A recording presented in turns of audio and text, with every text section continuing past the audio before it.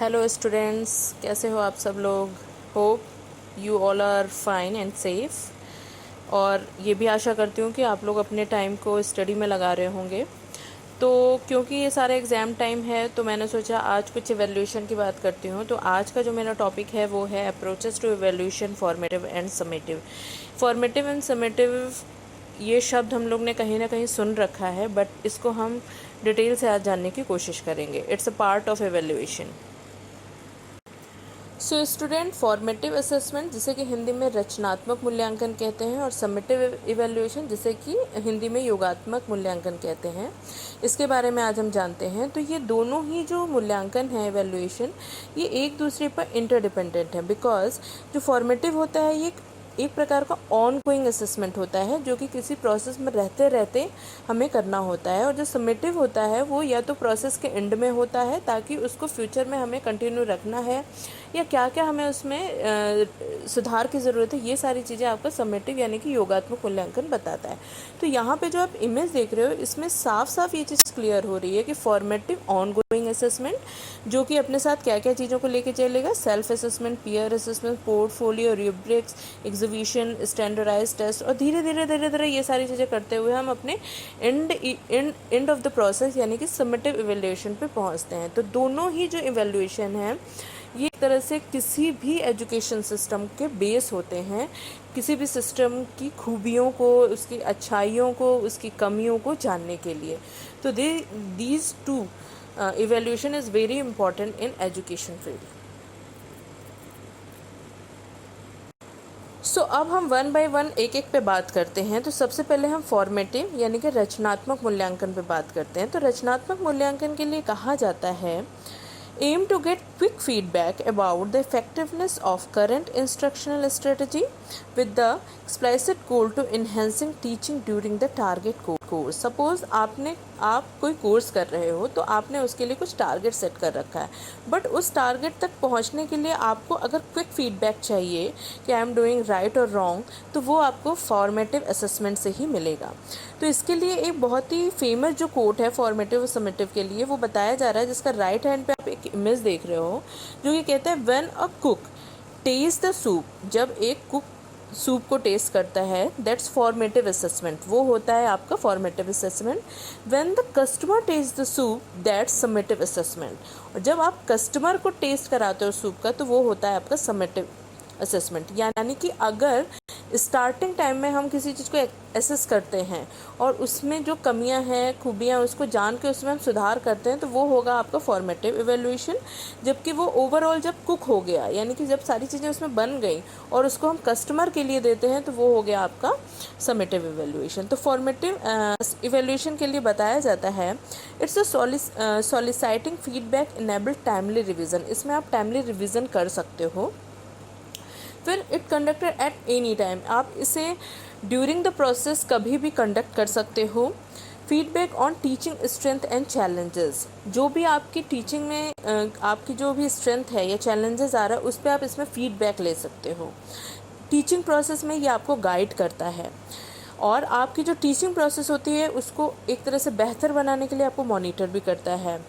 Goal directed with clear purpose, इसमें क्योंकि आपका पर्पस जो है वो क्लियर होता है, गोल ओरिएंटेड होता है, तो कहीं ना कहीं आप उस गोल तक पहुंच रहे हो, नहीं पहुंच रहे हो, या किस डायरेक्शन में आपकी गड़बड़ी हो रही है, ये सारी चीज़ें आपको समय रहते फॉर्मेटिव असेसमेंट बता देता है, क्योंकि ये आपको क्विक फीडबैक देता है। तो ये है ओवरऑल एक तरह से picture of formative evaluation. Student, formative evaluation को समझने के बाद अब हम देखेंगे समेटिव इवैल्यूएशन, जिसे कि हिंदी में योगात्मक मूल्यांकन कहते हैं। तो ये होता है overall judgement of one's effectiveness in teaching. Overall किसी चीज़ को ये जज करता है, उसके पार्ट को जज ना करके उस पूरी प्रोसेस को ओवरऑल जज करता है। Conducted at the end of the programme, suppose किसी प्रोग्राम को अगर हमें इवेलुएट करना है तो जब तक वो प्रोग्राम ख़त्म नहीं होगा तब तक हम उसको बीच में इवेलुएट करके कोई रिज़ल्ट नहीं निकाल सकते, और अगर हम बीच में इवेलुएट करके रिज़ल्ट निकाल रहे हैं तो वो ऑफकोर्स समेटिव इवेलुएशन का रिज़ल्ट नहीं होगा। Used in future teaching performance, ये फ्यूचरिस्टिक एक तरह से प्लानिंग में बहुत ज़्यादा मदद करता है कि आपको ये प्रोग्राम जो है या कोर्स है इसको फ्यूचर में भी रन कराना है, नहीं कराना है तो उसमें क्या क्या चेंजेस लाए जा सकते हैं, और एक तरह से फ्यूचर प्लान बनाने में ये बहुत ज़्यादा सपोर्ट करता है। डिसीजन मेकिंग पर्पस, जैसा कि अभी हम लोग ने बात करी कि फ्यूचर प्लान बनाता है, तो आपको डिसीजन लेना है, इट इज़ ओके और नॉट ओके, अगर नहीं है तो उसमें क्या क्या सुधार किया जा सकता है। तो एक तरीके से जब हमें कोई डिसीजन लेना होता है रिगार्डिंग एनी प्रोग्राम और कोर्स, तो हम समेटिव एवेल्यूएशन करते हैं। सो स्टूडेंट, अब हम फॉर्मेटिव और समेटिव एवेल्यूएशन को एक साथ देखते हैं। तो समेटिव एवेल्यूएशन के लिए बताया जा रहा है, it is usually given at the end of instruction to assess mastery of the learning objective. जो भी आपने ऑब्जेक्टिव बनाया था स्टार्टिंग प्रोसेस में, उसको किस हद तक आपने अचीव किया, उसमें मास्टरी हुई है या नहीं हुई है, eight the end of that duration आप उसको जब चेक करते हो तो वो हो गया आपका समेटिव असेसमेंट, जिसे समेटिव एवेल्यूएशन भी कहते हैं। लाइक एग्ज़ाम जो हमारे हाफ ईयरली या फाइनल एग्ज़ाम होते हैं, वो इसका एक पार्ट है। प्रेजेंटेशन, सपोज़ आपको कोई प्रेजेंटेशन बनानी है, एट द एंड वो हो गया इसका part. Creation of a project में भी हमेशा एक डेडलाइन होती है, उसके बाद उसको इवेलुएट किया जाता है। पोर्टफोलियो, ग्रुप प्रोजेक्ट, ये सारे जो टाइप हैं, ये सब it's a type of summative assessment. दूसरी तरफ हम देख रहे हैं फॉर्मेटिव असेसमेंट, जो कि हिंदी में है रचनात्मक मूल्यांकन। जस्ट इसका अपोजिट है। इसमें क्या होता है कि वही आपको क्विक फीडबैक मिलेगा, given frequently throughout the courses to evaluate progress. आपकी जो प्रोग्रेस हो रही है उसको इवेलुएट करता है कि सारे रिसोर्सेज लगाने के बाद कितना सक्सेसफुल हम हुए हैं और कहाँ अभी कमी रह गई है। क्योंकि हमारे पास टाइम होता है, फॉर्मेटिव असेसमेंट की ये खूबी है कि क्योंकि हम एंड ऑफ द कोर्स नहीं करते हैं, तो हमें समय रहते इसमें सुधार करने का मौका ज़्यादा मिलता है। तो feedback must be given to be effective, क्योंकि इसमें जो फीडबैक भी जो दिया जाता है वो इफ़ेक्टिवनेस को बढ़ाने के लिए दिया जाता है। जैसे लर्निंग ब्लॉक्स जो होते हैं उसके माध्यम से, होमवर्क हो गया, एक्टिविटीज़ हो गया। जब हमें होमवर्क मिलता है, एक्टिविटीज़ मिलती है, लर्निंग ब्लॉग में जब हमें कोई फीडबैक देता है, तो वो फॉर्मेटिव असेसमेंट के ही एग्जाम्पल हैं। डिस्कशन हो रहा है, उसमें जब हमें फीडबैक मिलता है, रिफ्लेक्शन में फीडबैक मिलता है, ग्रुप प्रेजेंटेशन में एंड प्रैक्टिस क्विज़ेस में। तो ये छोटे छोटे एवेल्यूएशन होते हैं जिसमें हमें इमीडिएट फीडबैक मिलता है और हम इमीडिएट उसमें चेंजेस लाने या उसको और इम्प्रूव करने की कोशिश करते हैं। तो ये मेजरली डिफरेंस है दोनों में, फॉर्मेटिव एंड समेटिव एवेल्यूएशन में। स्टूडेंट, फॉर्मेटिव और समेटिव एवेल्यूएशन को अलग अलग समझने के बाद और दोनों के एग्जाम्पल देखने के बाद, फिर भी यहाँ पे कुछ दोनों में ही सिमिलैरिटीज़ भी हैं और डिफरेंसेस भी हैं। क्योंकि हमें पता है ये दोनों ही एवेल्यूएशन के पार्ट हैं, तो ऑफ कोर्स यहाँ पे सिमिलरिटी होनी ही होनी है। बट फिर भी दोनों को हमारा जो यूज़ करने का एरिया है वो अलग है, तो इसका मतलब डिफरेंसेस भी हैं। तो सबसे पहले हम सिमिलरिटी पे बात करेंगे, जो कि आपको इस इमेज में मिडिल में दिख रहा है, जहाँ पे लिखा है बूथ। यहाँ पे 3 पॉइंट है सिमिलरिटी के, जिसमें पहला है are way to assess student learning, यानी कि बच्चों की लर्निंग अधिगम को हमें समझने में ये सहायक होता है। Are opportunities to give and receive feedback, ये इमीडिएट फीडबैक देने की वजह से या फीडबैक देने की वजह से बहुत ही ज़्यादा अपॉर्चुनिटी हमारे लिए रखते हैं। Are way to evaluate the effectiveness of teaching, ये टीचिंग की इफेक्टिवनेस को बताने में सहायक होते हैं। तो ये 3 सिमिलरिटी है जो कि फॉर्मेटिव और समेटिव दोनों में ही रन करती है। अब हम देखते हैं 1 बाय 1 दोनों में क्या डिफरेंसेस हैं।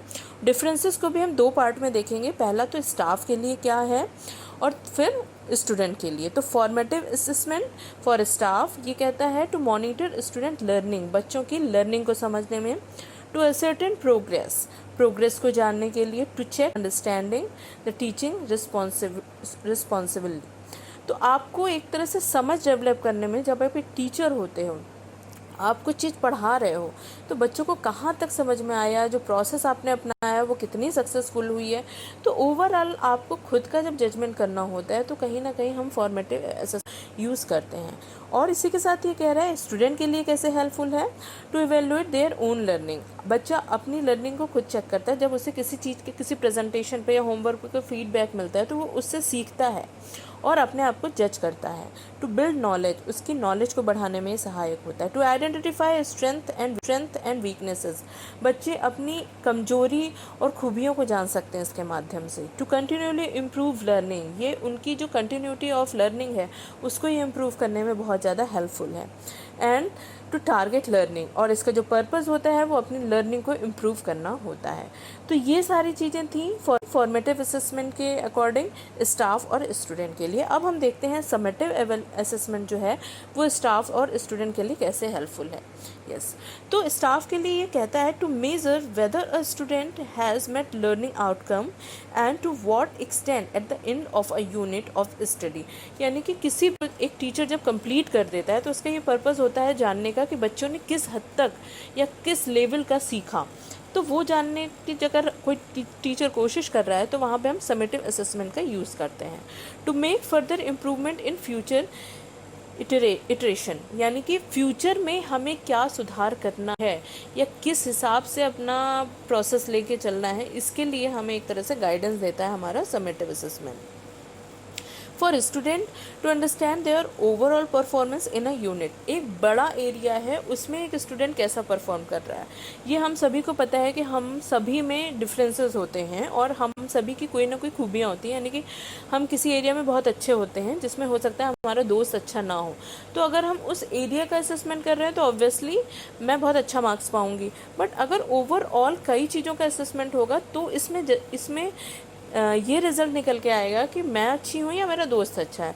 तो जब हम छोटे एरिया को असेस करते हैं तो वो फॉर्मेटिव का हो गया, जब हम ओवरऑल किसी चीज़ का असेसमेंट करते हैं तो वो समेटिव का उदाहरण हो गया। तो यहीं जी एक चीज़ कह रहा है कि बच्चे को एक पूरी यूनिट में उसका क्या परफॉर्मेंस है इसके बारे में जानकारी हमें समेटिव एवेल्युएशन से मिलती है। फिर to understand whether they have met the learning outcome and to what extent at the end of a unit of study. जैसा कि टीचर अपने आप को इवेल्युएट करता है, सेम वैसे ही जो स्टूडेंट है वो अपने आप को इवेल्युएट करता है कि मैंने पूरी साल भर जिस चीज़ की मेहनत की है उसमें ये 6 महीने में जो मैंने पूरी मेहनत की उसमें मैं किस हद तक अपने आप को सक्षम पा रहा हूँ या नहीं। तो अगर देखा जाए तो फॉर्मेटिव और समेटिव दोनों एक दूसरे के पैरेलल हैं। बिना फॉर्मेटिव के we can not achieve good result in summative, और समेटिव इसलिए ज़रूरी है क्योंकि आपको ओवरऑल जो आपने टारगेट या गोल बना रखा था वो किस हद तक अचीव किया है उसको जानने के लिए समेटिव असेसमेंट भी अपने आप में बहुत ज़रूरी होता है। तो ये था स्टूडेंट, आज हमने देखा इवैल्यूएशन के बहुत ही इंपॉर्टेंट पार्ट हैं फॉर्मेटिव और समेटिव, जिसमें आज हमने चर्चा की। होप आपको ये समझ में आया होगा। और जैसे मैंने अपने पहले वीडियोस में भी बताया है कि अगर आपको कोई ऐसा टॉपिक लग रहा है जिसमें आप डिस्कशन चाह रहे हो तो आप मुझे बताइए, और मैं करूँगी ये वीडियो लाने के लिए विथ माय ऑडियो। और अगर आपको ये मेरी वीडियोस पसंद आई हो तो प्लीज़ मेरे चैनल को सब्सक्राइब करिए, लाइक करिए और इसको शेयर करिए। For now thank you so much.